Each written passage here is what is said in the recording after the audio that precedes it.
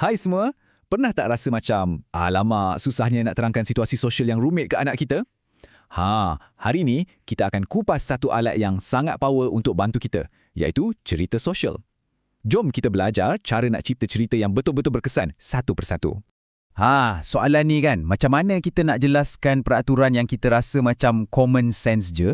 Contohnya macam, kena beratur, kena kongsi mainan ataupun kena bertenang. Memang boleh jadi pening, tapi jangan risau. Cerita sosial ni ada cara kreatif dan berkesan untuk bantu anak kita faham. Okey, ini plan kita untuk hari ini. Mula-mula, kita fahamkan dulu apa itu cerita sosial. Lepas tu, kita bongkar bahan-bahan rahsia untuk buat cerita yang mantap. Kita akan cuba tulis satu cerita sama-sama, saya tunjukkan caranya. Kemudian, kita kongsi tips supaya mesej tu betul-betul lekat. Dan akhir sekali, kita tengok kat mana kedudukan alat ni dalam gambaran yang lebih besar. Okey, jom kita mula dengan yang pertama sekali. Apa sebenarnya cerita sosial ni? Okey, pada asasnya kan, cerita sosial ni bukan macam cerita dongeng sebelum tidur. Ia sebenarnya satu alat yang direka khas, pendek, ringkas dan tujuannya adalah untuk membimbing tingkah laku dalam situasi tertentu. Anggaplah ia macam satu peta jalan sosial yang kita buat khas untuk anak kita. Jadi, untuk apa sebenarnya kita guna cerita ni? Kegunaannya memang banyak. Daripada benda asas, macam ajak anak tunggu giliran, sampailah ke konsep yang lebih rumit sikit. Macam faham perasaan orang lain. Atau macam mana nak handle rasa risau bila rutin harian tiba-tiba berubah. Ia memang alat yang sangat fleksibel. Sekarang, jom kita masuk bab best. Macam mana nak masak cerita ni? Anggap je ini macam resepi. Setiap bahan tu penting untuk pastikan cerita kita betul-betul menjadi dan sedap dibaca.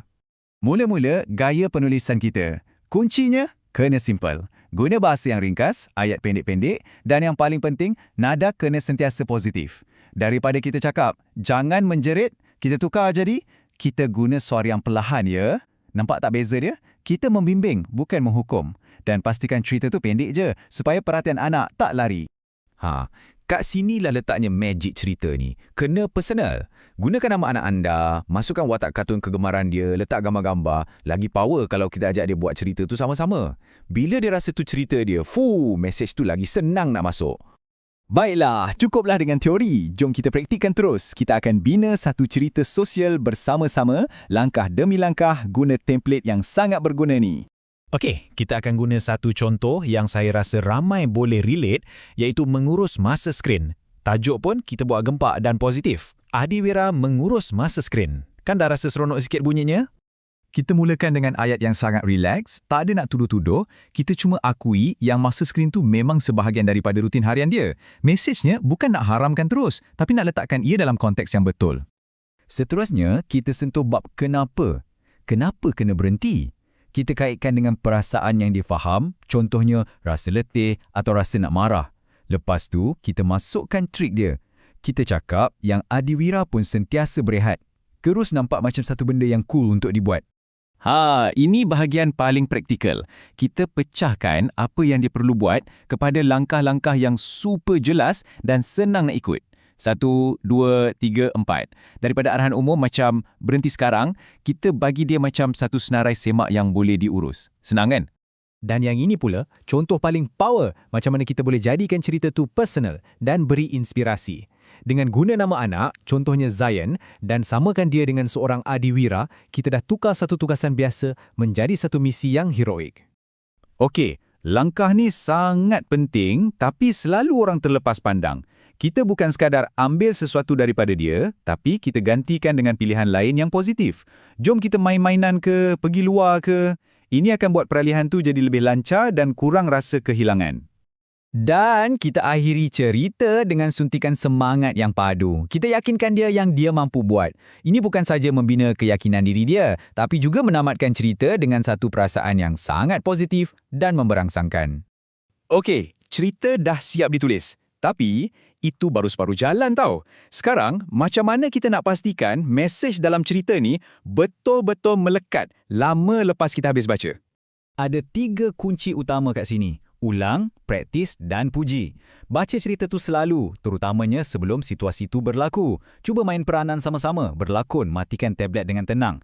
Dan bila dia berjaya buat, walaupun sikit je, bagi pujian melambung. Dan ingat ya, template yang kita bincangkan tadi itu boleh diubah sesuai untuk hampir apa sahaja. Daripada rutin bangun pagi, cara nak berkawan, menguruskan rasa risau sebelum ke sekolah, sampailah ke bab kebersihan diri. Kemungkinannya memang tak terhad. Akhir sekali, dan ini pun penting, kita kena faham di mana letaknya cerita sosial ni dalam gambaran yang lebih besar. Ini satu peringatan penting.